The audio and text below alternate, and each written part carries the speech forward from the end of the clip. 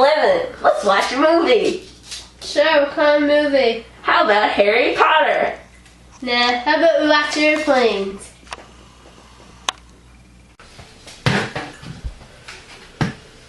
Good evening.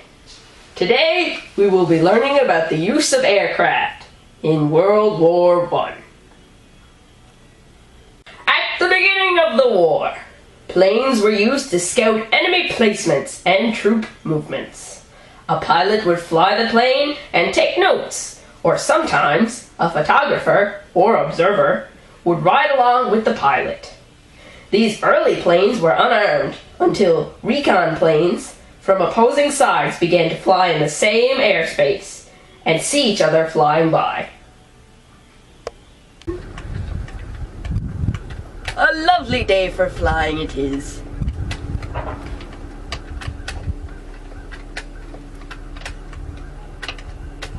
Pilots were known as the Knights of the Air. Although some pilots carried handguns and bricks to throw at enemy planes, there was little real combat in the air. Take this, you German! Changed when machine guns were mounted on the planes. The machine gun was immediately adapted for use with airplanes. There was just one problem. The pilot needed a gun that he could aim by steering the plane, yet wouldn't block his view of the air ahead. I can't see over the propeller!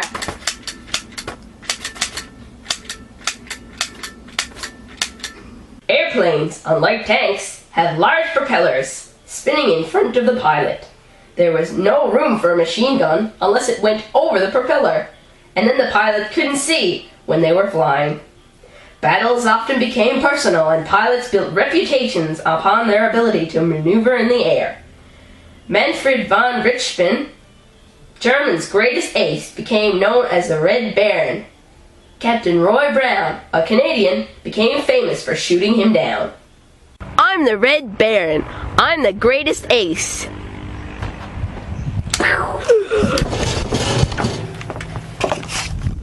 And I'm Roy Brown, the man that shot the Red Baron.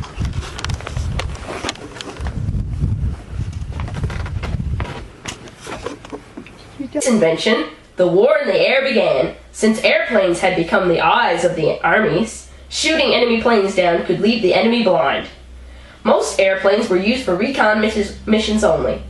Sometimes blimps would also be used, tethered to the ground, relaying positions via telegraph, a practice in use since the Civil War, using hot air balloons. Blimps, however, easier to shoot down and were more flammable, often a fatal flaw for the crew on board. Aerial photographs of enemy defenses were carefully studied before an attack was launched. Airplanes in the war also suggested new uses for airplanes at home. Shortly after the war ended, the first mail routes went into service, flying over mountains and other hazardous terrain to deliver mail faster than ever before. See, General, thanks to our airplanes, we see where the enemy is, and we can make advances on them. Good job. Thank you, sir!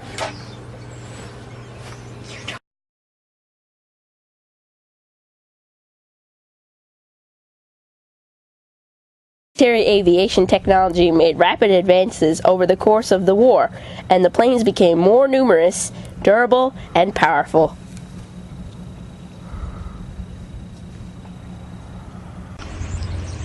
Air power had become a significant military factor. At the end of the war, they were used for bombing and one-on-one combat.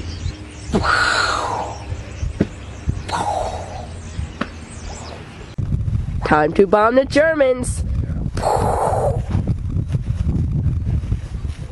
Darn, I missed! Thank you for watching our paid production. This message was brought to you by the History Channel.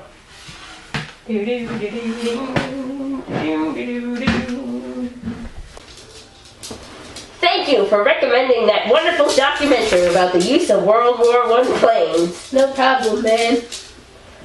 Traveling on my magic carpet is a little too rugged for me. I think I'll switch to airplanes.